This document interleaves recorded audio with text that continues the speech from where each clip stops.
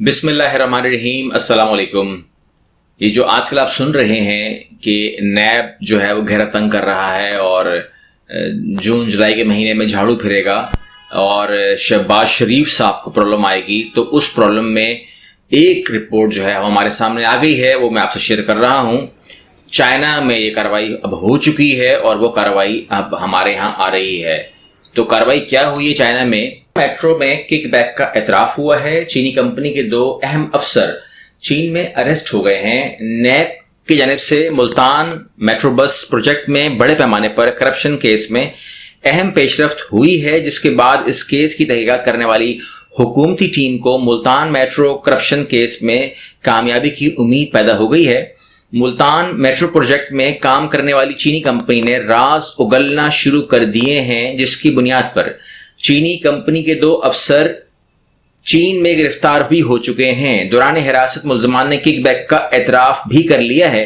ملزمان کے اعتراف پر چین کے تحقیقاتی ادارے نے حکومت پاکستان سے رابطہ کیا ہے، جس پر نیب کی ٹیم بیجنگ روانہ ہو گئی ہے۔ چین نے اثاثہ جات کیس ریکوری یونٹ کو ملزمان تک رسائی دے دی ہے، جس کے بعد شہزاد اکبر کی سربراہی میں 3 رکنی ٹیم گزشتہ شام بیجنگ روانہ ہو گئی۔ بیجنگ جانے والی ٹیم میں ڈی جی نیب عرفان منگی اور deputy director NAB Multan Shahid شامل ہیں۔ اثاثہ جات ریکوری یونٹ کو ملزمان تک رسائی دے دی ہے، جبکہ شہزاد اکبر کی سربراہی میں 3 رکنی ٹیم گزشتہ شام بیجنگ روانہ ہو گئی ہے۔ بیجنگ جانے والی ٹیم میں D G NAB Irfan Mangi, deputy director NAB Multan Shahid شامل ہیں۔ ذرائع کا کہنا ہے کہ ٹیم اعترافی بیانات کے ساتھ رقم کی منتقلی کی درخواست بھی کر سکتی ہے۔ ملزمان نے ملتان پروجیکٹ سے اربوں روپے چین منتقل کیے۔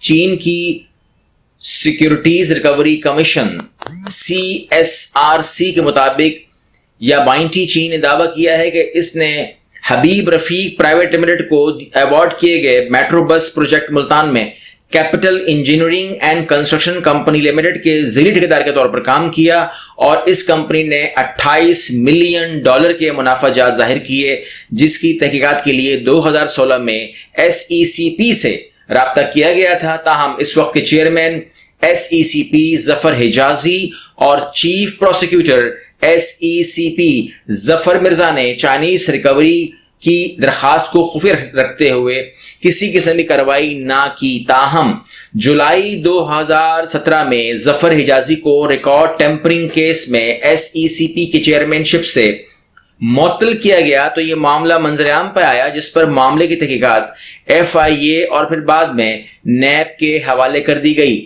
نیب نے اس کیس میں تقریباً 1 سال کی تحقیقات کے بعد کک بیک کا سراغ لگا لیا اور چین کی کمپنی کے 2 اہم افسران کو چائنیز ریگولیٹر کی جانب سے گرفتار کر لیا گیا۔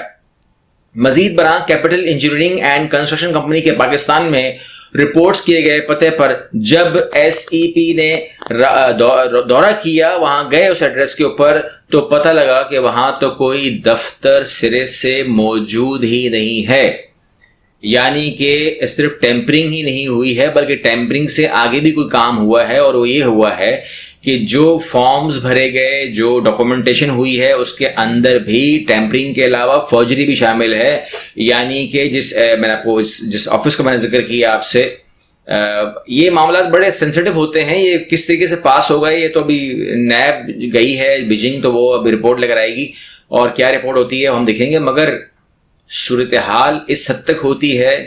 دیکھیں، بات یہ ہے کہ یہ عوام کا پیسہ ہے، اور ہم تو یہ کہیں گے کہ حکومت کسی کی بھی ہو، پہلے کس کی حکومت تھی، آج کس کی حکومت ہے، کل کس کی حکومت ہوگی، آئی ڈیم کیئر، پاکستان کی عوام کا پیسہ ضائع نہیں ہونا چاہیے، بس ہمارے اتنی سی درخواست ہے۔ امید کرتا ہوں فائدہ ہوا ہوگا۔ اللہ حافظ۔